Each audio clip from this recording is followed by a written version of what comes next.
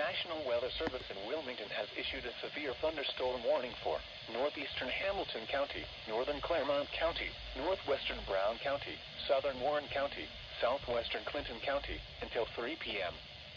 At 2:13 p.m., a severe thunderstorm was located over Milford, moving northeast at 25 miles an hour. Hazard, 60 miles an hour wind gusts. Source, radar indicated. Impact, expect damage to trees and power lines.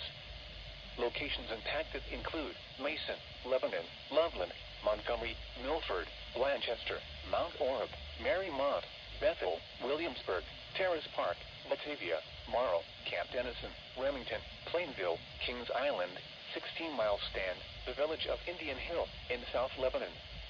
This includes I-71 in Ohio between mile markers 21 and 29.